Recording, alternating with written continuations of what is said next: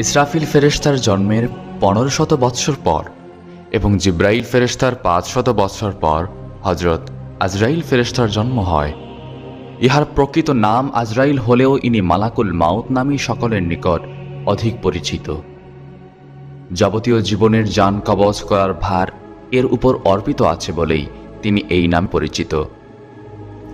হাদিস শরীফে উল্লিখিত আছে, আজরাইল ফেরেশতার 4খানা ডানা এবং প্রত্যেক ডানায় অসংখ্য পালক আছে।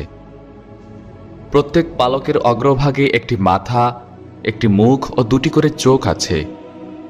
দুনিয়া সৃষ্টি হতে কিয়ামত পর্যন্ত যত প্রাণী জন্মগ্রহণ করেছে এবং করবে, আজরাইল ফেরেশতা তার ঠিক তত সংখ্যক মাথা ও মুখ আছে। অবশ্য এই সকল মুখ ও মাথা তার পালকের অগ্রভাগে অবস্থিত, কিন্তু তার প্রধান মস্তক একটি। এই প্রধান মস্তকের চারিদিকে 4টি মুখ আছে। তার শরীরের প্রত্যেক পালকের 2খানা করে হাতও আছে। তিনি একই চক্ষু দ্বারা 2টি জীবের প্রতি দৃষ্টিপাত করেন না। একই হস্ত দ্বারা 2টি জীবের যান কবজ করেন না। প্রত্যেক জীবের জন্য তার পৃথক চক্ষু ও হস্ত নির্দিষ্ট আছে। কারো যান কবজ করার পর তার জন্য নির্দিষ্ট চোখ ও হাত তার শরীর হতে লুপ্ত হয়ে যায়। পক্ষান্তরে কোনো জীবের জন্মগ্রহণের সাথেই তার শরীরের একটি মাথা, একটি মুখ, 2টি চক্ষু ও 2খানা হস্ত উৎপন্ন হয়। এরূপে প্রত্যহ তার শরীর হতে সহস্র সহস্র মাথা ও হাত লুপ্ত হয়ে যাচ্ছে এবং নতুন মাথা ও হাত উৎপন্ন হচ্ছে। চতুর্থ আসমানে আজরাইল ফেরেশতার বিরাট সিংহাসন ও দপ্তর অবস্থিত। ফেরেশতাদের মধ্যে আজরাইল ফেরেশতা সর্বাপেক্ষা বিরাট, ভীষণ ও শক্তিশালী। আজরাইল ফেরেশতার ডান হাত পৃথিবীর পশ্চিম সীমান্ত পর্যন্ত এবং বাম হাত পূর্ব সীমান্ত পর্যন্ত বিস্তৃত আছে। তার এক পা পৃথিবীর উত্তর সীমান্ত পর্যন্ত এবং অপর পা দক্ষিণ সীমান্ত পর্যন্ত প্রসারিত। আজরাইল আলাইহিস সালামের ডানে ও বামে অগণিত ফেরেশতা তার কাজের সাহায্যার্থে দণ্ডায়মান আছেন। তিনি বিরাট একটা আসমানে উপবিষ্ট আছেন এবং সামনে বিরাট একটা টেবিল স্থাপিত আছে। টেবিলের উপর জগতের প্রত্যেকটি প্রাণীর নাম লিখিত বিরাট দফতর বা ডায়েরি বই সর্বদা উন্মুক্ত আছে। কোন দিনে, কোন মুহূর্তে, কোন স্থানে কিভাবে কার যান কবজ করতে হবে তার এই বিরাট দফতরে লিখিত আছে। তার টেবিলখানা নূরের দ্বারা নির্মিত এবং 70,000 পায়া বিশিষ্ট। হযরত আজরাইল আলাইহিস সালামের দেহ এত বিরাট যে যদি সপ্ত সমুদ্রের পানি তার মাথার উপর ঢেলে দেওয়া হয়, তার এক ফোঁটাও পানি নিচে পড়বে না, সবই তার শরীরের মধ্যে শুকিয়ে যাবে। যেমন আমাদের কারো মাথার উপরে এক ফোঁটা পানি ফেলে দিলে তা সেখানেই শুকিয়ে যায়। হযরত রাসূলুল্লাহ সাল্লাল্লাহু আলাইহি ওয়াসাল্লাম বলেছেন, সমস্ত পৃথিবী আজরাইল ফেরেশতার নিকট এইরূপ মনে হয় যে যেরূপ একজন মানুষের সামনে বিভিন্ন খাদ্য দ্বারা সজ্জিত একখানা খাঞ্চা স্থাপিত থাকে। লোকটি যেমন তার ইচ্ছামতো উক্ত খাঞ্চা হতে যে কোনো খাদ্য উঠিয়ে আহার করতে পারে, সেজন্য তাকে কোনোরূপ অসুবিধা বোধ করতে হয় না। আজরাইল আলাইহিস সালাম ঠিক সেইরূপ একটি বিরাট পৃথিবী যে কোনো প্রাণীর প্রাণ যে কোনো মুহূর্তে অতি সহজে কবজ করতে সক্ষম। হাদিস শরীফে উল্লেখিত আছে, হযরত রাসূল আকরাম সাল্লাল্লাহু আলাইহি ওয়াসাল্লাম যখন মেরাজ শরীফে গমন করেছিলেন, তখন জিব্রাইল ফেরেশতার সাথে তিনি আজরাইল ফেরেশতার নিকটবর্তী হয়ে তাকে আসসালামু আলাইকুম ইয়া মালাকুল মউত বলে সালাম করেছিলেন। কিন্তু মালাকুল মউত সালামের কোনো জবাব দিল না। আল্লাহ পাকের তরফ হতে তৎক্ষণাৎ আদেশ এলো যে, হে আজরাইল, আমার প্রিয় হাবিবের সালামের জবাব দাও এবং তিনি যা জিজ্ঞেস করেন তা প্রত্যেকটি উত্তর সঠিকভাবে দাও। হযরত আজরাইল আলাইহিস সালাম তৎক্ষণাৎ ওয়ালাইকুম আসসালাম ইয়া হাবিবাল্লাহ বলে সালামের জবাব দিলেন এবং তার আসন হতে উঠে হযরত রাসূল সাল্লাল্লাহু আলাইহি ওয়াসাল্লামের সাথে মুসাফাহ করলেন। তারপর অত্যন্ত সম্মানের সাথে তাকে নিজের নিকটে বসায় বললেন, ইয়া রাসূলুল্লাহ সাল্লাল্লাহু আলাইহি ওয়াসাল্লাম, আমার বেয়াদবি মাফ করবেন। আমার জীবনে আমি আজ পর্যন্ত কাহারও সালামের জবাব দেওয়ার মতো অবসর পাইনি। আজ যদি আল্লাহ তাআলা আমাকে আদেশ না করতেন, তবে আপনার সালামের জবাব দেওয়া আমার পক্ষে সম্ভব হতো না। আল্লাহ পাক আমার উপর এমন গুরুত্বপূর্ণ কাজের দায়িত্ব অর্পণ করেছেন যে একটি মুহূর্ত মাত্র আমার কাজ হতে অন্যমনস্ক হওয়া সম্ভব নয়। প্রতি মুহূর্তে আমাকে জিন, মানব, দৈত্য, দানব, পশুপক্ষী, কীট পতঙ্গ প্রভৃতি নিয়ে কোটি কোটি জীবের জান কবজ করতে হয়। অথচ তাহাদের জান কবজ করার জন্য নির্দিষ্ট সময়ের এক মুহূর্ত পূর্বে বা এক মুহূর্ত পরেও উহা করবার উপায় নেই আমার। আজ আমার শুভ আগমন উপলক্ষে আল্লাহ রাব্বুল আলামিনের আদেশে আমার দফতরের যাবতীয় কাজ বন্ধ রেখে আপনার সাথে কথা বলবার অবসর পেয়েছি। আমার জীবনে এই সর্বপ্রথম অবসর। হযরত রাসূল আকরাম সাল্লাল্লাহু আলাইহি ওয়াসাল্লাম জিজ্ঞেস করলেন, হে আজরাইল, আপনি কি রূপে জীবের জান কবজ করে থাকেন? হযরত আজরাইল আলাইহিস সালাম উত্তর করলেন, ইয়া রাসূলুল্লাহ সাল্লাল্লাহু আলাইহি ওয়াসাল্লাম, আমার সামনে এই যে বিরাট গাছটি দেখছেন, এর প্রত্যেকটি পাতার উপরে পৃথিবীর যাবতীয় প্রাণীর এক একজনের নাম লিখিত আছে। যখন কাহারও মৃত্যুর সময় নিকটবর্তী হয়, তখন মৃত্যুর 40 দিন পূর্বে তার নাম লিখিত পাতাটি জরদ রং ধারণ করে। অতঃপর মৃত্যুর দিন সেই পাতাটি আমার সম্মুখস্থে এই টেবিলের উপরে পতিত হয়। আমি তৎক্ষণাৎ আমার ডায়েরি বই খুলে সেই প্রাণীটি কোন মুহূর্তে, কোথায়, কিভাবে জান কবজ করতে হবে তা দেখে আমার সাহায্যকারী ফেরেশতাদের একজনকে পাঠিয়ে দেই তার জান কবজ করতে। আজরাইল আলাইহিস সালাম বললেন, রূহ যে কি জিনিস আমি তা সঠিকভাবে নিজেও অবগত নেই, তবে একমাত্র বলতে পারি যে কারো জান কবজ করার পর আমার হাতের তালুতে সামান্য একটু ভার অনুভব করি। হযরত রাসূল আকরাম সাল্লাল্লাহু আলাইহি ওয়াসাল্লাম আবার জিজ্ঞেস করলেন, আপনার মাথার চারদিকে 4টি মুখ হওয়ার কারণ কি? আজরাইল আলাইহিস সালাম উত্তরে বললেন, আমার সম্মুখে মুখটি নূরের দ্বারা প্রস্তুত, এর দ্বারা মুমিন বান্দাদের জান কবজ করার আদেশ প্রদান করে থাকে। ডান দিকের মুখটি আল্লাহর ক্রোধে দ্বারা প্রস্তুত, এর দ্বারা পাপীদের জান কবজ করার আদেশ প্রদান করে থাকে।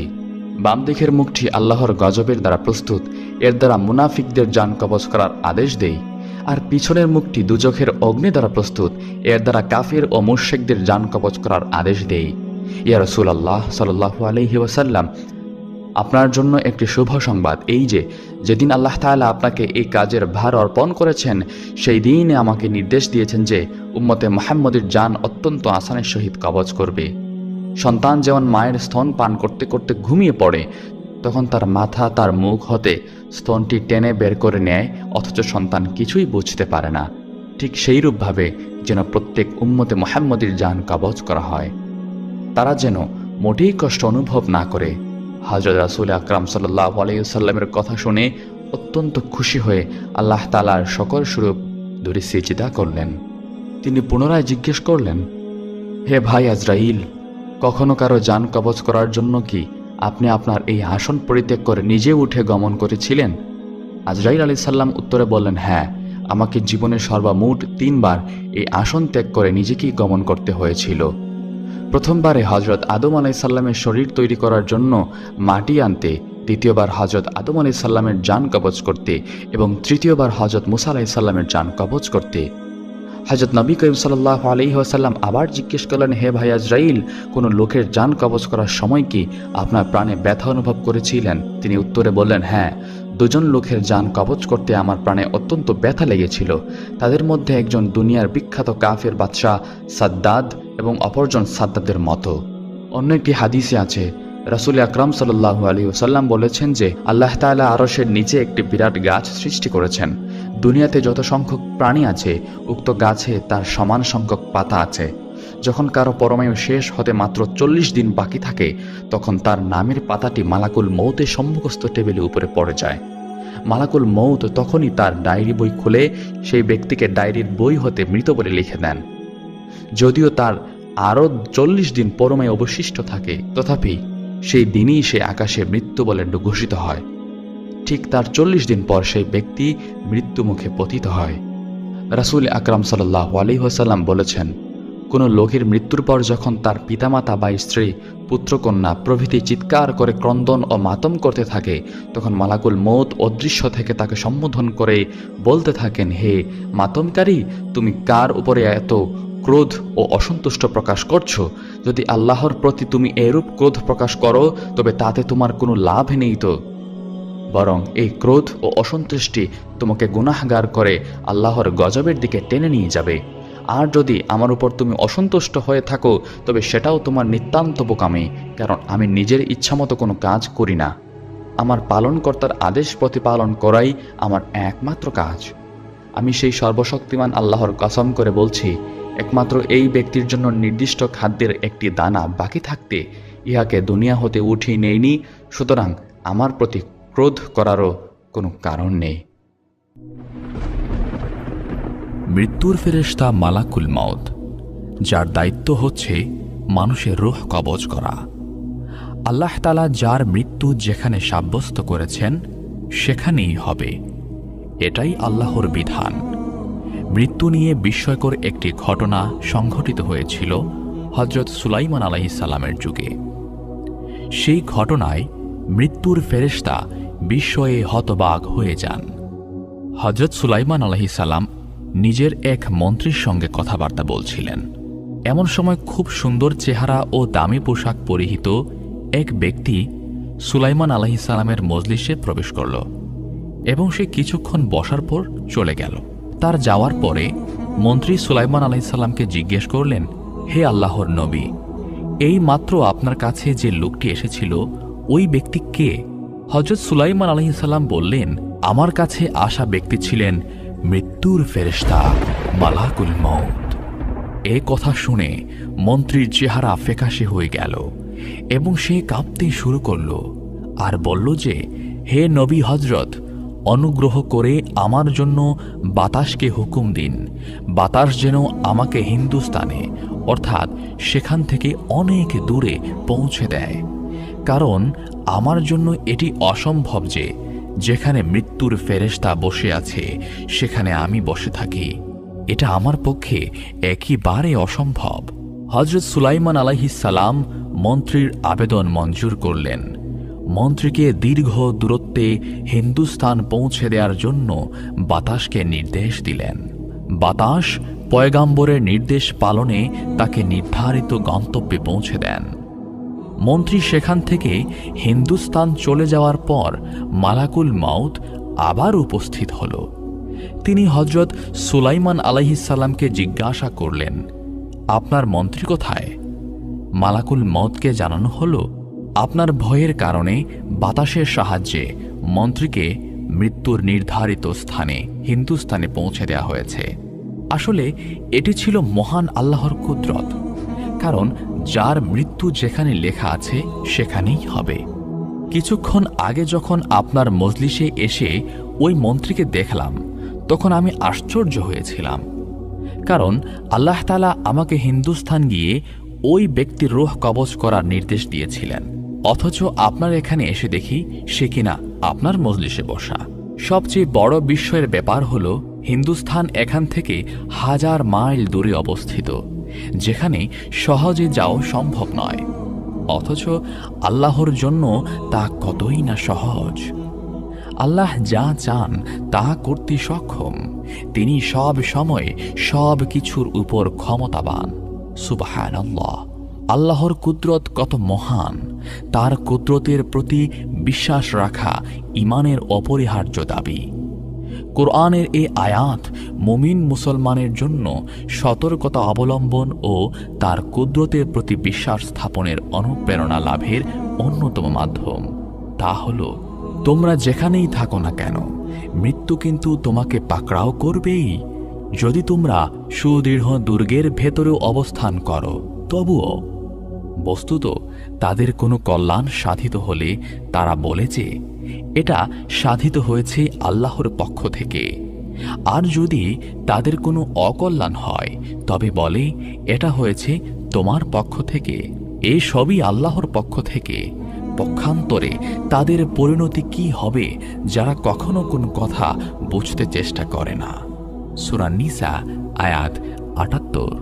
আল্লাহ মহান, তিনি সব কিছু থেকে পবিত্র, সর্বময় ক্ষমতার অধিকারী। তিনি চাইলেই সব সম্ভব।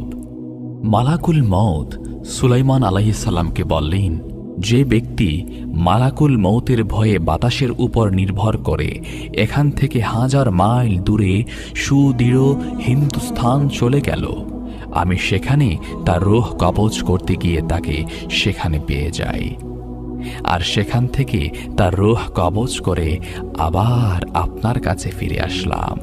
যখন যার মৃত্যু আসবে, সে যে অবস্থায় থাকুক না কেন, তাকে তখন এক কদম সামনে যেতে দেয়া হবে না, আবার পেছনেও যেতে দেয়া হবে না। আল্লাহ তাআলা বলেন, প্রত্যেক সম্প্রদায়ের একটি মৃত্যুর মেয়াদ আছে। যখন তাদের মেয়াদ এসে যাবে, অর্থাৎ মৃত্যু এসে যাবে, তখন তারা না এক মুহূর্ত পিছিয়ে যেতে পারবে, না এক মুহূর্ত এগিয়ে আসতে পারবে। সূরা আরাফ আয়াত 34। সুতরাং মুমিন মুসলমানের উচিত মৃত্যুর আগেই নিজেদেরকে খাঁটি তৌবা করার পাশাপাশি মৃত্যুর জন্য প্রস্তুতি গ্রহণ করা। আল্লাহ তাআলা মুসলিম উম্মাহকে সঠিক পথে চলার মাধ্যমে মৃত্যুর প্রস্তুতি গ্রহণ করার তৌফিক দান করুন। আল্লাহর ক্ষমতা ও কর্তৃত্বের উপর যথাযথ আস্থা এবং বিশ্বাস রাখার তৌফিক দান করুন। আমিন। আসসালামু আলাইকুম ওয়া রাহমাতুল্লাহ। কেমন আছেন সবাই? আশা করছি আল্লাহ তাআলার অশেষ রহমতে ভালো আছেন। আল্লাহ তাআলা বলেন, পৃথিবীর সব প্রাণী মৃত্যুর স্বাদ গ্রহণ করতে হবে। জীবন যার আছে, মৃত্যু তার সুনিশ্চিত। আর দুনিয়াতে সবচেয়ে কষ্টদায়ক হচ্ছে মানুষের মৃত্যু। কারো আপনজনের মৃত্যুতে স্বজনের বিয়োগ ব্যথাই নয়, বরং মৃত্যুবরণকারী ব্যক্তিও প্রচণ্ড শারীরিক কষ্টের সম্মুখীন হয়। রাসূলুল্লাহ সাল্লাল্লাহু আলাইহি ওয়াসাল্লাম মানুষের মৃত্যুকালীন সময়ের এই কষ্টের বিবরণ তার উম্মতকে জানিয়ে দিয়েছেন। আবার মৃত্যুর এই ভয়াবহতা হতে মুক্তি লাভের সুস্পষ্ট আমলও শিখিয়ে গিয়েছেন। তানবীহুল গাফিলিনে মৃত্যুকালীন কষ্টের উপর একটি হাদিস উল্লেখ করা আছে। হযরত উমর রাদিয়াল্লাহু তাআলা আনহু একবার হযরত কাব রাদিয়াল্লাহু তাআলা আনহুকে বলেছিলেন, আমাকে মৃত্যুর অবস্থা সম্পর্কে কিছু বলুন। তখন হযরত কাব রাদিয়াল্লাহু তাআলা আনহু বলেন, মৃত্যু হলো কাঁটাদার গাছের মতো।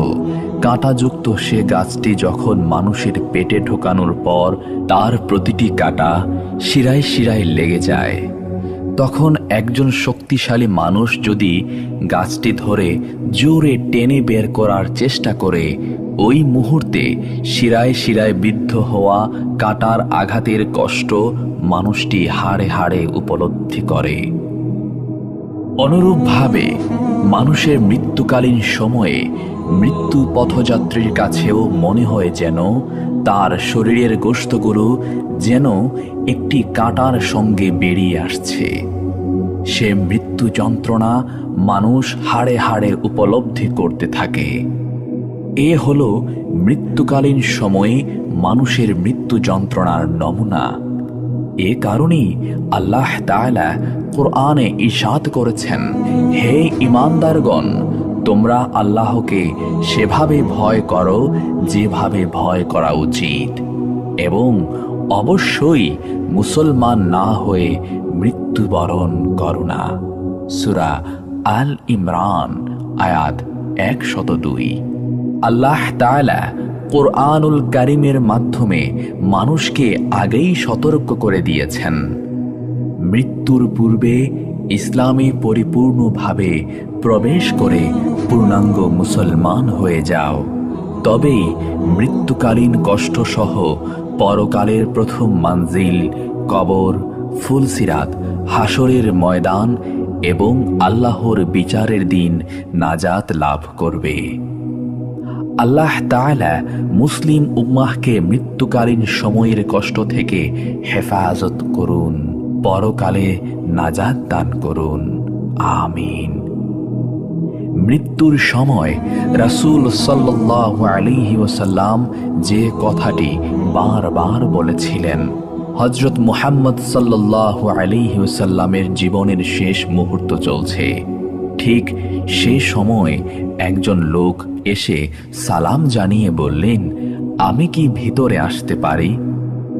রাসূল সাল্লাল্লাহু আলাইহি ওয়াসাল্লামের কন্যা ফাতিমা রাদিয়াল্লাহু তাআলা আনহা বললেন, দুঃখিত, আমার পিতা খুবই অসুস্থ। এ কথা বলে ফাতিমা রাদিয়াল্লাহু তাআলা আনহা দরজা বন্ধ করে রাসূল সাল্লাল্লাহু আলাইহি ওয়াসাল্লামের কাছে গেলেন। হযরত রাসূল সাল্লাল্লাহু আলাইহি ওয়াসাল্লাম বললেন, কে সেই লোক? ফাতিমা বললেন, এই প্রথম আমি তাকে দেখেছি, আমি তাকে চিনি না। রাসূল সাল্লাল্লাহু আলাইহি ওয়াসাল্লাম বললেন, শোনো ফাতিমা, সে হচ্ছে আমাদের এই ছোট্ট জীবনের অবসানকারী ফেরেশতা আজরাইল তথা মালাকুল মউত। এটা শুনে হযরত ফাতিমার অবস্থা তখন ক্রন্দনরত বোবার মতো হয়ে গিয়েছে। রাসূল সাল্লাল্লাহু আলাইহি ওয়াসাল্লাম বললেন, হে জিব্রাইল, আমার উম্মতের কি হবে? আমার উম্মতের নাজাতের কি হবে? জিব্রাইল আলাইহিস সালাম বললেন, হে রাসূল, আপনি চিন্তা করবেন না, আল্লাহ ওয়াদা করেছেন আপনার উম্মতের নাজাতের জন্য। মৃত্যুর ফেরেশতা ধীরে ধীরে রাসূলের কাছে এলেন জান কবজ করার জন্য। মালাকুল মউত আজরাইল আরো কাছে এসে ধীরে ধীরে রাসূল সাল্লাল্লাহু আলাইহি ওয়াসাল্লামের জান কবজ করতে থাকলেন। পাশে দাঁড়িয়ে থাকা জিব্রাইল আলাইহিস সালামকে রাসূল সাল্লাল্লাহু আলাইহি ওয়াসাল্লাম বললেন গোগানির সাথে, ওহ জিব্রাইল, এটা কেমন বেদনাদায়ক জান কবজ করা। ফাতিমা রাদিয়াল্লাহু তাআলা আনহা তার চোখ বন্ধ করে ফেললেন। আলী রাদিয়াল্লাহু তাআলা আনহু তার দিকে উপর হয়ে বসলেন। জিব্রাইল আলাইহিস সালাম তার মুখটা উল্টা দিকে ফিরিয়ে নিলেন। রাসূল সাল্লাল্লাহু আলাইহি ওয়াসাল্লাম বললেন, হে জিব্রাইল, তুমি মুখটা উল্টা দিকে ঘোরালে কেন?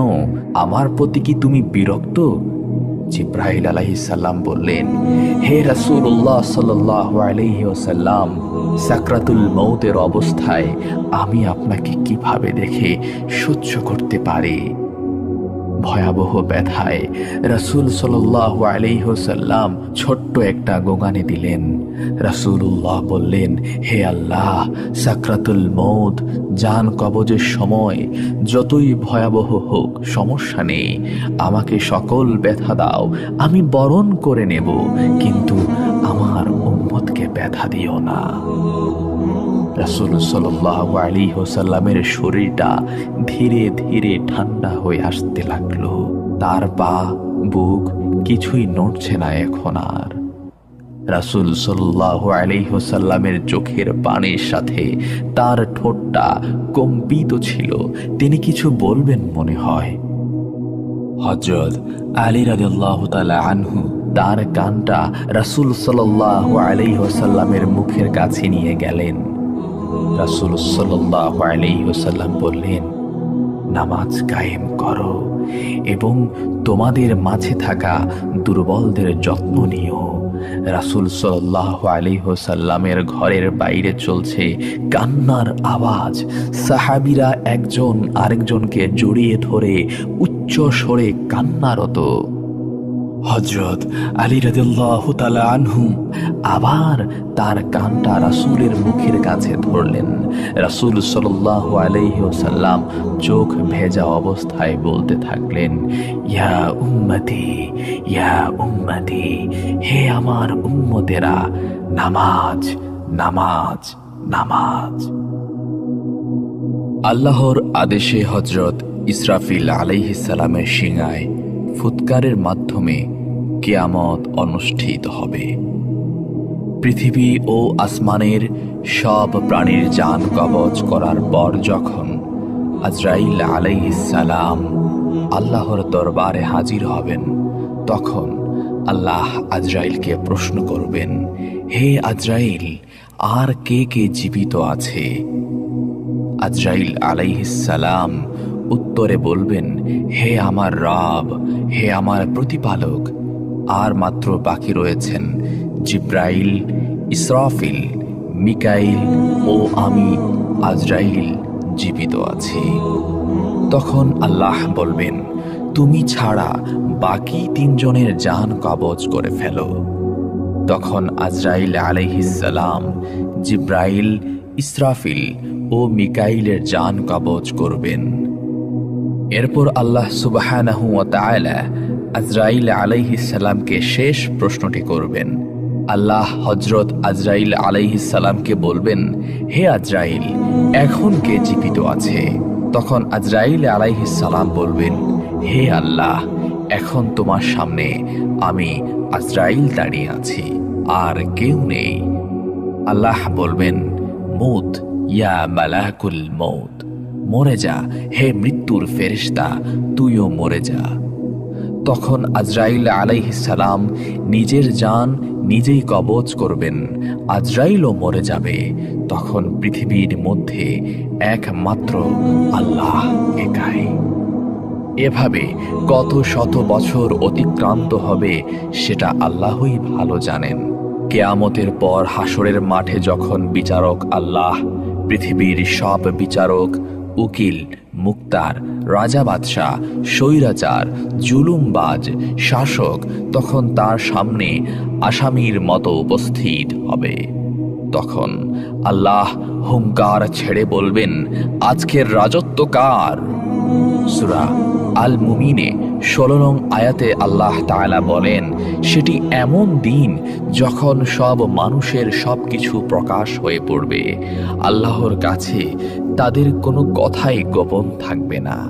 সেদিন ঘোষণা দিয়ে জিজ্ঞেস করা হবে, আজ রাজত্ব কার? সব সৃষ্টি বলে উঠবে, একমাত্র আল্লাহর, যিনি কাহ্হার। এই আয়াতের ব্যাখ্যায় বলা হয়েছে, শেষ বিচারের সাক্ষাৎ ও সমাবেশের দিন দ্বিতীয় ফুকের পরে হবে। দ্বিতীয় ফুৎকারের পরে নতুন ভূপৃষ্ঠ সমতল করে দেয়া হবে, যাতে কোনো আড়াল থাকবে না। দ্বিতীয় ফুকের মাধ্যমে সব কিছু পুনরুজ্জীবিত হওয়ার পরে তা বাস্তবায়িত হবে। কিন্তু একটি হাদিসে এসেছে, কিয়ামতের প্রারম্ভে আহ্বানকারী আহ্বান করে বলবেন, হে লোক সব, তোমাদের কিয়ামত এসেছে। তখন জীবিত মৃত সবাই শুনতে পাবে। আর আল্লাহ প্রথম আসমানে নেমে এসে বলবেন, আজকের দিনে কার রাজত্ব? একমাত্র পরাক্রমশীল আল্লাহর জন্যই। তাছাড়া অন্য বর্ণনা থেকে জানা যায় যে আল্লাহ তাআলা এই উক্তি তখন করবেন যখন প্রথম ফুকের পর সমগ্র সৃষ্টি ধ্বংস হয়ে যাবে, আর জিব্রাইল, মিকাইল, ইসরাফিল প্রমুখ নৈকট্যশীল ফেরেশতাগণও মারা যাবে এবং আল্লাহর সত্তা ছাড়া কোনো কিছুই অবশিষ্ট থাকবে না। আল্লাহ বলবেন, আজকের দিন রাজত্ব কার?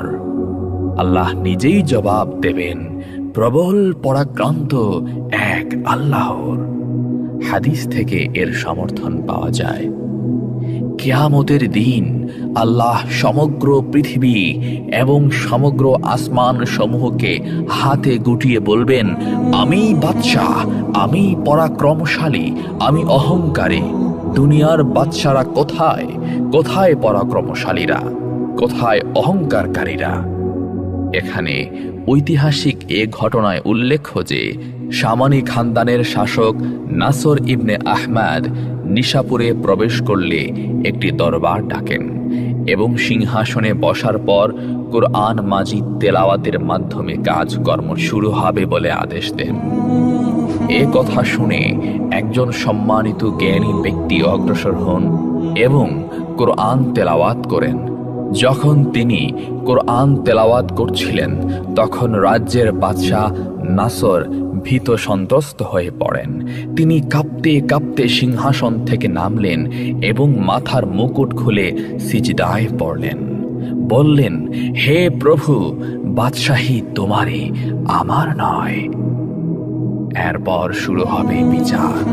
তিনি এমন বিচারক যে মামলায় আনিত অভিযোগ প্রমাণ করতে তার অতিরিক্ত সময় লাগবে না, বরং আসামির পুরো জীবনের প্রতিটি মুহূর্তের ঘটনা লিপিবদ্ধ থাকবে।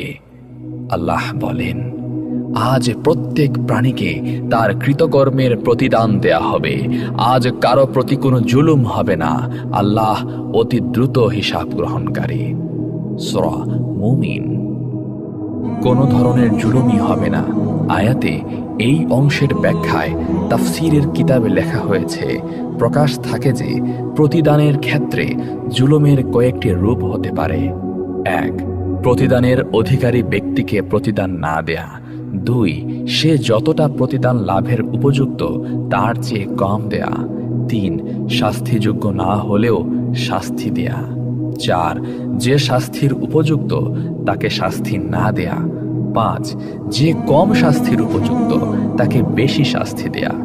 6 জালেমের নির্দোষ মুক্তি পাওয়া এবং মজলুমের তা চেয়ে চেয়ে দেখতে থাকা। 7 একজনের অপরাধে অন্যকে শাস্তি দেয়া। কোনো ধরনের জুলুমি হবে না। আল্লাহর এ বাণীর উদ্দেশ্য হচ্ছে তার আদালতে এ ধরনের কোনো জুলুমি হতে পারে না। তাফহিমুল কোরআন। আল্লাহ অতি দ্রুত হিসাব গ্রহণকারী। আয়াতে এই অংশের ব্যাখ্যায় বলা হয়েছে, হিসাব নিতে আল্লাহর কোনো বিলম্ব হবে না। যেভাবে তিনি গোটা বিশ্ব জাহানের সব সৃষ্টিকে রিজিক দান করেছেন এবং কাউকে রিজিক পৌঁছানোর ব্যবস্থাপনায় এমন ব্যস্ত নন যে অন্যদের রিজিক দেওয়ার অবকাশই তিনি পান না, যেভাবে তিনি গোটা বিশ্ব জাহানের প্রতিটি জিনিসের প্রতি দৃষ্টিপাত করেছেন, সব শব্দ শুনেছেন, প্রতিটি ক্ষুদ্র থেকে ক্ষুদ্রতর এবং বৃহৎ থেকে বৃহত্তর ব্যাপারে ব্যবস্থাপনাও তিনি করেছেন। এমন কোনো জিনিস এমনভাবে তার মনোযোগ আকর্ষণ করতে পারে না যে ঠিক সে মুহূর্তে তিনি আর সব বস্তুর প্রতি মনোযোগ দিতে পারেন না। তেমনি তিনি প্রত্যেক ব্যক্তির হিসাব গ্রহণ করবেন এবং একটি বিচার্য বিষয়ে শুনানিতে তিনি কখনো এতটা ব্যস্ত হয়ে পড়বেন না যে সে সময়ে অন্য সংখ্যক মোকদ্দমার শুনানি করতে পারবেন না।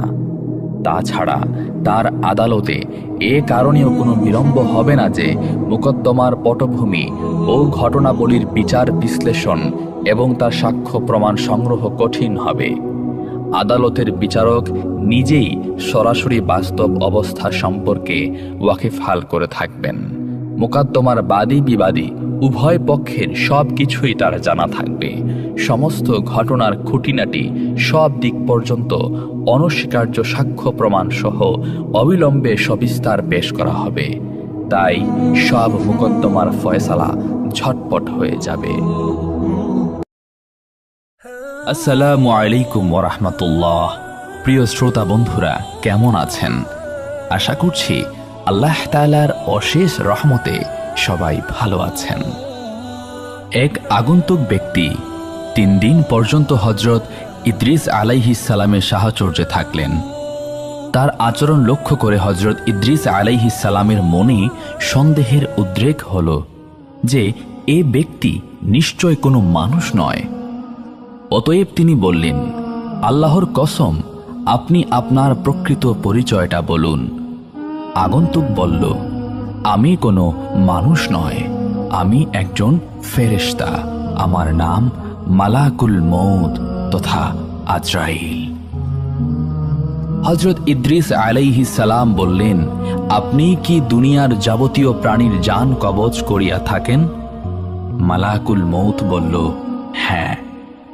হযরত ইদ্রিস আলাইহিস সালাম বললেন, তবে মনে হয় আপনি আমার জান কবজ করতেই এসেছেন এখানে।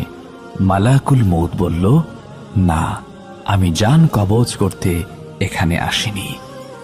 আপনার সাথে ভ্রাতৃত্ব স্থাপন করতে এসেছি। আমার একান্ত বাসনা আপনিও আমার এ প্রস্তাবে রাজি হবেন। হযরত ইদ্রিস আলাইহিস সালাম বললেন, আমি আপনার সাথে এক শর্তে ভ্রাতৃত্ব স্থাপন করতে রাজি। যদি আপনি আমাকে একবার মৃত্যুর অবস্থানটা উপভোগ করান, যদি আপনি আমাকে এখনই একবার মৃত্যুর অবস্থানটা উপভোগ করান, তাহলে আমার অনেক উপকার হতো। মৃত্যুর ভয়ে আমি বেশি করে আল্লাহর ইবাদত করতে পারতাম। মালাকুল মউত বললেন, আল্লাহর অনুমতি ছাড়া আমি এ কাজ করতে পারি না। আল্লাহ এখনো আপনার জান কবজ করার হুকুম আমাকে দেননি। হযরত ইদ্রিস আলাইহিস সালাম বললেন, আপনি আল্লাহর নিকট হতে অনুমতি চেয়ে নিন। মালাকুল মউত আল্লাহর নিকট অনুমতি প্রার্থনা করলে আল্লাহ তাকে অনুমতি দেন। অনুমতি পেয়ে মালাকুল মউত হযরত ইদ্রিস আলাইহিস সালামের জান কবজ করলেন। জান কবজ করার পর মালাকুল মৌত তথা আজরাইল আলাইহিস সালাম পুনরায় আল্লাহর কাছে প্রার্থনা করলেন হযরত ইদ্রিস আলাইহিস সালামের জান ফিরিয়ে দেওয়ার জন্য। আল্লাহ তার প্রার্থনা কবুল করলেন। অতঃপর ফেরেশতা আজরাইল আলাইহিস সালাম হযরত ইদ্রিস আলাইহিস সালামকে জিজ্ঞাসা করলেন, ভাই ইদ্রিস, জান কবজ করার সময় আপনার কি রূপ লেগেছিল? হযরত ইদ্রিস আলাইহিস সালাম বললেন, কোনো জীবিত প্রাণীর শরীরের চামড়া মাথা হতে পা পর্যন্ত খসে খসে তুলে ফেললে প্রাণীটির যেরূপ কষ্ট হয় আমারও সেরূপ কষ্ট হয়েছে। মালাকুল মৌত বললেন, ভাই ইদ্রিস, আমি আজ পর্যন্ত যত জান কবজ করেছি এত সহজে কারো জান কবজ করিনি। হযরত ইদ্রিস আলাইহিস সালাম হযরত আজরাইল আলাইহিস সালামকে বললেন, আমার মনে দোজখ দেখার খুব স্বাদ জেগেছে। যদি আপনি আমাকে দোজখ দেখাতেন তবে আমি দোজখের ভয়ে ইবাদত বন্দেগীতে আরও বেশি মনোযোগী হতে পারতাম। মালাকুল মৌত তাকে দোজখ দেখাতে দোজখের দরজায় নিয়ে গেলেন। তিনি দোজখ দেখার পর বললেন, ভাই আজরাইল আলাইহিস সালাম, আমার মনে বেহেশত দেখার বড়ই স্বাদ জেগেছে। যদি আপনি আমার এই স্বাদটি পূরণ করতেন তাহলে আপনার প্রতি চিরকৃতজ্ঞ থাকতাম। মালাকুল মৌত বললেন, যদি আপনি আমাকে কথা দেন যে বেহেশত দেখেই আপনি আমার নিকট ফিরে আসবেন তাহলে আমি আপনাকে বেহেশত দেখাতে পারি। হযরত ইদ্রিস আলাইহিস সালাম তাতে রাজি হলে মালাকুল মৌত তাকে বেহেশত দেখাতে নিয়ে গেলেন। বেহেশতের দরজায় আসলে হযরত ইদ্রিস আলাইহিস সালাম তার পায়ের জুতা খুলে বেহেশতে প্রবেশ করলেন। তিনি কিছু সময় বেহেশতে ঘোরাফেরা করলেন। এরপর তিনি মালাকুল মৌতের কাছে ফিরে এসে নিজের প্রতিশ্রুতি রক্ষা করলেন। পরক্ষণেই তিনি এক দৌড়ে আবার বেহেশতে ঢুকে গেলেন। মালাকুল মৌত তাকে ডেকে বলল, ভাই ইদ্রিস, আপনি আবার বেহেশতে ঢুকলেন কেন? তাড়াতাড়ি বেরিয়ে আসুন, আমি আপনাকে আবার পৃথিবীতে পৌঁছে দেব। হযরত ইদ্রিস আলাইহিস সালাম বেহেশতের ভেতর থেকে জবাব দিলেন, ভাই আজরাইল, আল্লাহ তাআলা এরশাদ করেছেন প্রত্যেক প্রাণী একবার মৃত্যুর স্বাদ গ্রহণ করবে এবং একবার দোজখ না দেখে বেহেশতে যেতে পারবে না। আমি তো একবার মৃত্যুর স্বাদ গ্রহণ করলাম এবং দোজখও দেখলাম, তারপর বেহেশত হতে বের হয়ে আপনাকে দেয়া প্রতিশ্রুতিও রক্ষা করলাম। অতএব আমি আর বেহেশত হতে বের হব না, আপনি আপনার কাজে চলে যেতে পারেন। মালাকুল মৌত হযরত ইদ্রিস আলাইহিস সালামের জবাব শুনে কর্তব্য স্থির করতে না পেরে দাঁড়িয়ে রইলেন। আল্লাহ তাআলা তখন আজরাইল আলাইহিস সালামকে লক্ষ্য করে বললেন, আজরাইল, ইদ্রিসকে বেহেশতে থাকতে দাও, তার ভাগ্যে আমি এরূপ ঘটনায় লিপিবদ্ধ করে রেখেছিলাম। অতএব হযরত ইদ্রিস আলাইহিস সালাম মহা সুখে বেহেশতে বসবাস করতে লাগলেন। সুবহানাল্লাহ। হযরত আবু হুরায়রা রাদিয়াল্লাহু তাআলা আনহু থেকে বর্ণিত, তিনি বলেন, মৌতের ফেরেশতাকে মুসা আলাইহিস সালামের নিকট তার জান কবজের জন্য পাঠানো হয়েছিল। ফেরেশতা যখন তার নিকট আসলেন তিনি তার চোখে থাপ্পড় মারলেন।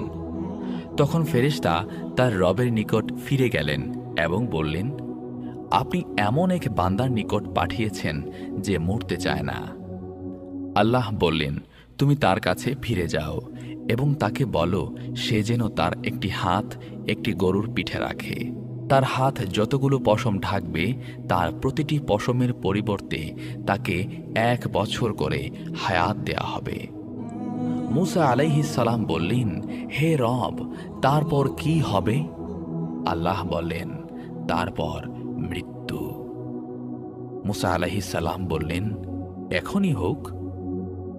আবু হুরায়রা রাদিয়াল্লাহু তাআলা আনহু বলেন, তখন তিনি আল্লাহর নিকট আরজ করলেন তাকে যেন আরদে মুকাদ্দাস বা পবিত্র ভূমি থেকে পাথর নিক্ষেপের দূরত্বের সমান স্থানে পৌঁছে দেয়া হয়।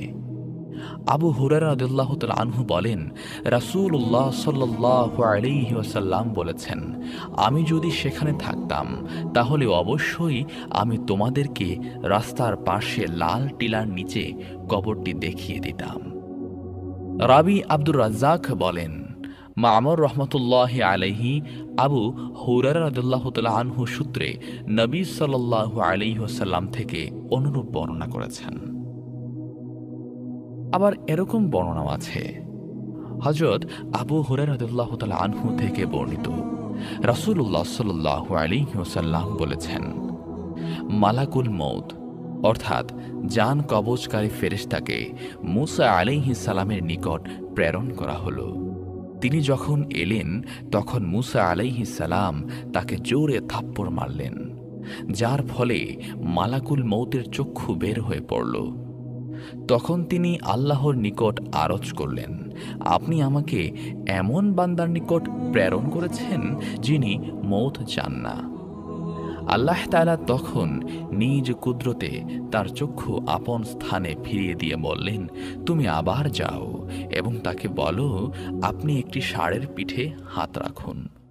ওই হাতের নিচে যত পশম পড়বে আপনি চাইলে এর প্রতিটি পশমের বিনিময়ে আপনার হায়াত 1 বছর করে দীর্ঘায়িত হবে। মূসা আলাইহিস সালাম এ কথা শুনে বললেন, এরপর কি হবে? আল্লাহ তাআলা বললেন, মৃত্যু আসবে। মূসা আলাইহিস সালাম বললেন, তাহলে এখনই মৃত্যু দিন। এখানে উল্লেখ যে বিখ্যাত হাদিস বিশারদগণ বলেন, মালাকুল মউত মূসা আলাইহিস সালামের অনুমতি না নিয়েই মানুষের বেশে তার ঘরে প্রবেশ করেছিলেন। তখন তিনি তাকে চিনতে না পেরে বিনা অনুমতিতে ঘরে প্রবেশ করার কারণে তাকে আঘাত করেন। ফাতহুল বারী।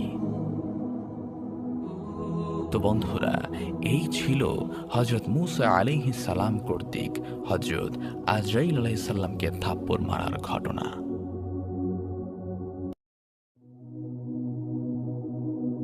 আসসালামু আলাইকুম ওয়া রাহমাতুল্লাহ। আশা করছি দর্শক শ্রোতা বন্ধুরা আপনারা সবাই আল্লাহ তাআলার অশেষ রহমতে ভালোই আছেন। আল্লাহ তাআলা ফেরেশতাদের ডেকে বললেন, আমি পৃথিবীতে আমার প্রতিনিধি পাঠাতে চাই।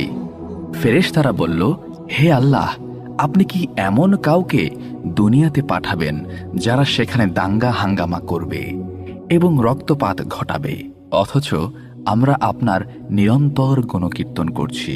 আল্লাহ বললেন, নিঃসন্দেহে আমি জানি যা তোমরা জানো না। এরপর মহান আল্লাহ জিব্রাইল আলাইহিস সালামকে হুকুম করলেন পৃথিবীর বুক থেকে মাটি সংগ্রহ করে আনার জন্য। জিব্রাইল আলাইহিস সালাম আসমান থেকে ধরায় নামলেন, মাটিকে বললেন, মহান আল্লাহ পৃথিবীতে তার প্রতিনিধি পাঠাবেন আর তাকে সৃষ্টি করবেন মাটি দিয়ে। আল্লাহ আমাকে হুকুম করেছেন তোমার বুক থেকে কিছু মাটি নিয়ে যাওয়ার জন্য। মাটি কান্নাকাটি শুরু করল, বলল, আদম সন্তান অতিশয় পাপাচারী আর গুনাহগার হবে, এই কারণে তারা অধিকাংশ সংখ্যক জাহান্নামে যাবে। আমার শরীর দিয়ে তাদের সৃষ্টি করলে তাদের পাপের কারণে আমাকে জাহান্নামের আগুনে জ্বলতে হবে। জাহান্নামের আগুনে জ্বলার সাধ্য আমার নাই। জিব্রাইল, তুমি ফিরে গিয়ে আল্লাহকে বলো তিনি যেন অন্য কোনো উপাদান দিয়ে আদমকে সৃষ্টি করেন, কিন্তু আমাকে বা মাটি দিয়ে নয়। জিব্রাইল আলাইহিস সালাম আরশে ফিরে গেলেন, বললেন, হে আল্লাহ, হে পরওয়ারদিগারে আলম, আমি পৃথিবীতে গিয়েছিলাম মাটি আনতে, কিন্তু মাটি এমন ভাবে কাকুতি মিনতি করছে আর কান্নাকাটি শুরু করলো যে আমার খুব মায়া হলো। আমি মাটি আনতে পারিনি, আমাকে ক্ষমা করুন। আল্লাহ রাব্বুল আলামিন ইসরাফিল আলাইহিস সালামকে ডেকে পাঠালেন, তাকে বললেন জমিন থেকে মাটি আনার জন্য। তিনি জমিনে আসলেন। ইসরাফিল আলাইহিস সালামের বেলায়ও জিব্রাইল আলাইহিস সালামের মতো ঘটনা ঘটল। তিনিও মাটি নিতে পারলেন না। তিনিও ফিরে গিয়ে আল্লাহর কাছে অপারগতা প্রকাশ করলেন এবং ক্ষমা চাইলেন। এরপর আল্লাহ তাআলা মিকাইল আলাইহিস সালামকে ডাকলেন, তাকেও একই হুকুম করলেন। এবং মিকাইল আলাইহিসসালাম পূর্ববর্তী 2 ফেরেশতার ন্যায় মাটির কান্নাকাটি দেখে মাটি নিতে সক্ষম হলেন না। এবার আল্লাহ তাআলা ডাকলেন হযরত আজরাইল আলাইহিসসালামকে। তিনি ফেরেশতাদের মধ্যে অপেক্ষাকৃত কঠিন হৃদয়ের, সমস্ত প্রাণীকুলের প্রাণ সংহার করার জন্য তাকে সৃষ্টি করা হয়েছে। তাকে জমিনে পাঠালেন মাটি আনার জন্য। এবারও মাটি কান্নাকাটে জুড়ে দিল। আজরাইল আলাইহিসসালাম বললেন, হে জমিন, তুমি এবং আমি দুজনই আল্লাহর সৃষ্টি, অতএব তোমার কাকুতি মিনতির চেয়ে আল্লাহর হুকুম পালন করা আমার জন্য গুরুত্বপূর্ণ। তিনি মাটির কান্নায় কর্ণপাত করলেন না। এক খামছি মাটি তুলে নিলেন তার হাতে এবং ফিরে এলেন আল্লাহর আরশে। আজরাইল আলাইহিসসালাম যে এক খামছি মাটি জমিন থেকে সংগ্রহ করে এনেছিলেন তা ছিল অত্যন্ত এঁটেল। তাই আল্লাহ মেঘ মালাকে নির্দেশ দিলেন এই এঁটেল মাটির উপর 40 বছর বৃষ্টি বর্ষণ করার জন্য। 40 বছর বৃষ্টিতে ভেজার পর এঁটেল মাটি হয়ে গেল কাদা মাটি। কোনো মুফাসসির তাফসির গ্রন্থে উল্লেখ করেছেন, আজরাইল আলাইহিসসালাম এর এই এক খামছি মাটির ওজন ছিল 40 মণ। 40 মণ এঁটেল মাটি 40 বছর বৃষ্টিতে ভিজে কাদা মাটিতে পরিণত হলে এই কাদা মাটি দিয়ে মহান আল্লাহ তাআলা আদম আলাইহিসসালামের 60 হাত লম্বা আকৃতি বিশিষ্ট একটি দেহ তৈরি করলেন।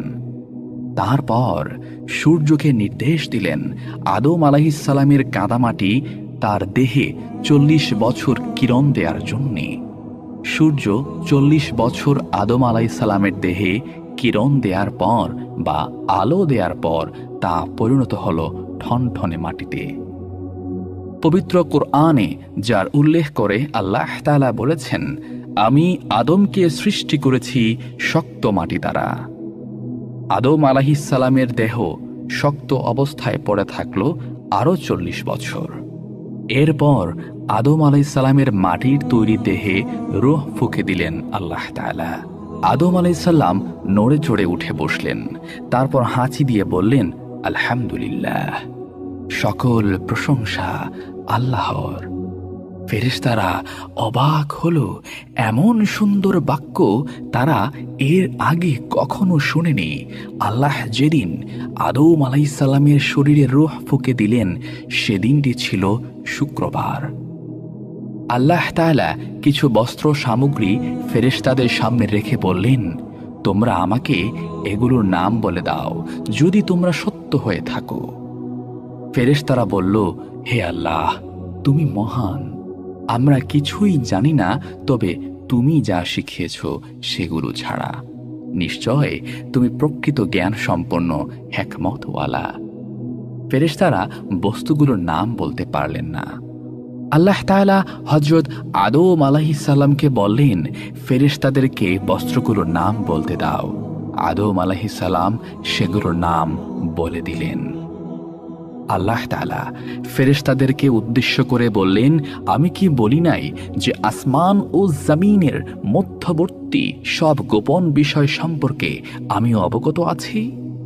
আল্লাহ ফেরেশতাদেরকে নির্দেশ দিলেন আদম আলাইহিসসালামকে সেজদা করার জন্য। সকল ফেরেশতা আদম আলাইহিসসালামকে সেজদা করল, কিন্তু ইবলিস সেজদা করল না। ফলে সে কাফের ও বিতাড়িত হয়ে গেল, আর সে চিরদিনের জন্য আদম জাতির শত্রু হয়ে গেল। হযরত আদম আলাইহিসসালাম জান্নাতের মধ্যে বিচরণ করতে থাকলেন। একদিন ঘুম থেকে উঠে দেখলেন তার পাশে অপূর্ব সুন্দরী এক নারী শুয়ে আছে। তিনি জানতে চাইলেন, হে আল্লাহ, কে এই নারী? আল্লাহ বললেন, তোমার স্ত্রী হাওয়া।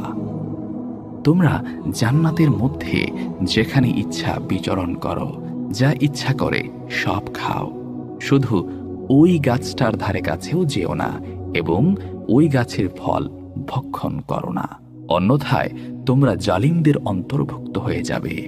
আর মনে রেখো, শয়তান তোমাদের প্রকাশ্য শত্রু। আদম আলাইহিসসালাম এবং হাওয়া আলাইহিস সালাম জান্নাতে সুখে স্বাচ্ছন্দ্যে বিচরণ করছিলেন, আর ইবলিস যে আদমকে সেজদা না করার জন্য বিতাড়িত হয়েছে, সেই আদমকে পথভ্রষ্ট করার জন্য সে কৌশল খুঁজছিল। একদিন সে অতিশয় বৃদ্ধের আকৃতি ধারণ করে এসে আদম আলাইহিস সালাম এবং হাওয়া আলাইহিস সালামকে ধোঁকা দিল। সে তাদের উভয়কে বলল, এই গাছটার ফল অত্যন্ত উপকারী। তোমরা যদি এই ফল খাও তাহলে তোমরা চিরস্থায়ীভাবে জান্নাতে থাকতে পারবে, তোমাদের মর্যাদা আরও বৃদ্ধি হবে। হযরত আদম আলাইহিস সালাম আল্লাহর দেয়া সতর্ক বার্তা বেমালুম ভুলে গেলেন। ইবলিসকে ফেরেশতা মনে করে তারা উভয়ে তার কথা বিশ্বাস করে ওই গাছের ফল ভক্ষণ করলেন। সঙ্গে সঙ্গে তাদের শরীর থেকে জান্নাতি পোশাক খুলে পড়ে গেল। তারা গাছের পাতা দিয়ে নিজের শরীর ঢাকার চেষ্টা করলেন। আওয়াজ আসলো, হে আদম, আমি কি তোমাকে সতর্ক করিনি যে ওই গাছের ধারে কাছেও যেও না? আমি কি বলিনি যে শয়তান তোমাদের প্রকাশ্য শত্রু? আদম আলাইহিস সালাম বুঝতে পারলেন তিনি শয়তানের ধোঁকায় পড়ে আল্লাহর হুকুম অমান্য করেছেন। তাই তিনি সেজদায় লুটিয়ে পড়লেন এবং আল্লাহর কাছে ক্ষমা প্রার্থনা করলেন। আল্লাহ বললেন, তোমরা নিষিদ্ধ গাছের ফল খেয়ে সীমালঙ্ঘন করেছ, তোমরা জান্নাতে থাকার অধিকার হারিয়েছ। তোমরা পৃথিবীতে নেমে যাও, সেখানে তোমাদের কিছু কাল অবস্থান করতে হবে। আর আমার পক্ষ থেকে যদি কোনো হুকুম পৌঁছে, তবে যে ব্যক্তি আমার হুকুম মেনে চলবে তাকে না শয়তান ধোঁকা দিতে পারবে, না তাদের কোনো ভয় ভীতি থাকবে। হযরত আদম আলাইহিস সালাম এবং হাওয়া আলাইহিস সালামকে নামিয়ে দেয়া হলো পৃথিবীতে। হযরত আদম আলাইহিস সালামকে নামানো হলো বর্তমান শ্রীলঙ্কার কলম্বো থেকে অনতি দূরে একটি পাহাড়ে, যেটি অ্যাডামস পিক নামে পরিচিত, যেখানে আকৃতিতে অনেক বড় এবং বহু পুরনো একটি পায়ের ছাপ রয়েছে। ঐতিহাসিকগণ বিভিন্নভাবে প্রমাণ করার চেষ্টা করেছেন যে এইটাই আমাদের আদি পিতা হযরত আদম আলাইহিস সালামের ফুটপ্রিন্ট। হযরত হাওয়া আলাইহিস সালামকে নামানো হয়েছিল সৌদি আরবের জেদ্দায়। হযরত আদম আলাইহিস সালাম এবং হাওয়া আলাইহিস সালামকে যেদিন জান্নাত থেকে পৃথিবীতে নামিয়ে দেওয়া হয়, সে দিনটি ছিল শুক্রবার। জনমানবহীন পৃথিবীতে দুটি মাত্র মানুষ দুজনকে খুঁজতে লাগলেন, আর ইতিপূর্বে জান্নাতে তাদের কৃত ভুলের জন্য আল্লাহর কাছে ক্ষমা প্রার্থনা করতে থাকলেন। বর্ণিত আছে, হযরত আদম আলাইহিস সালাম তার কৃত ভুলের জন্য একাধারে 350 বছর আল্লাহর কাছে কান্নাকাটি করেছেন। আরও বর্ণিত আছে, হযরত আদম আলাইহিস সালাম আল্লাহর কাছে ক্ষমা প্রার্থনাকালে যে পরিমাণ অশ্রু ঝরিয়েছেন, কিয়ামত পর্যন্ত আগত সমস্ত মানুষের চোখের পানি একত্র করলেও তার সমমান হবে না। সুবহানাল্লাহ। অবশেষে মহান আল্লাহ তাআলা হযরত আদম আলাইহিস সালামের প্রতি করুণার ভরে লক্ষ্য করলেন। বললেন, হে আদম, আমি কিছু বাক্য শিখিয়ে দিব। সেসব বাক্যের মাধ্যমে প্রার্থনা করলে আমি তোমাকে ক্ষমা করে দেব। আল্লাহ তাআলা আদম আলাইহিস সালামকে শিখিয়ে দিলেন, বলো, রব্বানা যালামনা আনফুসানা ওয়া ইল্লাম তাগফির লানা ওয়া তারহামনা লানাকুনান্না মিনাল খাসিরিন। হযরত আদম আলাইহিস সালাম মহান আল্লাহর শিখানো বাক্যের মাধ্যমে আল্লাহর কাছে মাফ চাইলেন এবং তওবাহ করলেন। অতঃপর আল্লাহ তাআলা তাকে ক্ষমা করে দিলেন। সুবহানাল্লাহ। আল্লাহ তাআলা যেদিন হযরত আদম আলাইহিস সালামের তওবা কবুল করেছিলেন, সে দিনটিও ছিল শুক্রবার। হযরত আদম আলাইহিস সালাম এবং হাওয়া আলাইহিস সালাম দুজন দুজনকে খুঁজতে খুঁজতে আরাফাত ময়দানে তাদের সাক্ষাৎ হয়। তারা আল্লাহর কাছে শুকরিয়া আদায় করলেন।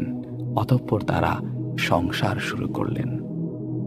পৃথিবীতে একটি মাত্র মানুষ জানতেন যে তিনি কতদিন বাঁচবেন। হযরত আদম আলাইহিস সালামকে আল্লাহ বলে দিয়েছিলেন, তুমি পৃথিবীতে 1000 বছর বাঁচবে।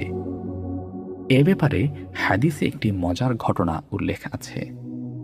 জান্নাতের মধ্যে একবার আদম আলাইহিসসালামের সামনে কিছু রূহকে হাজির করা হলো। হযরত আদম আলাইহিসসালাম জানতে চাইলেন, ইয়া আল্লাহ, এরা কারা?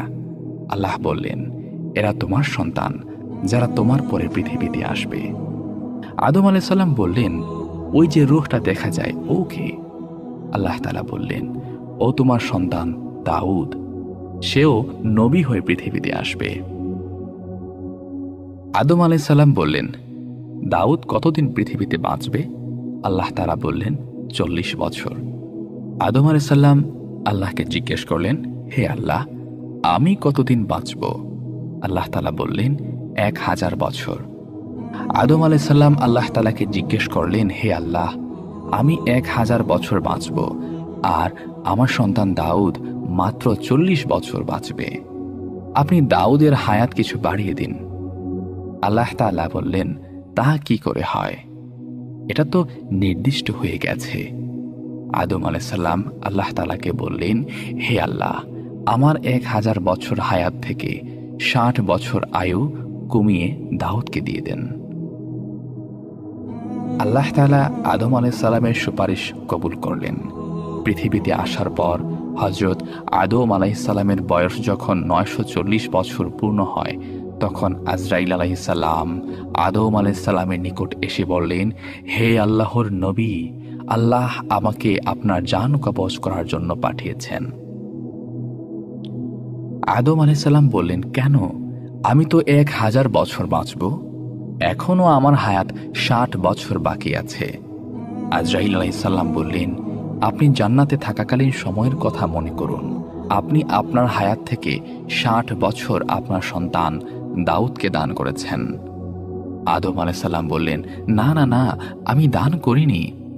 আজরাইল আলাইহিসসালাম মুশকিলে পড়ে গেলেন।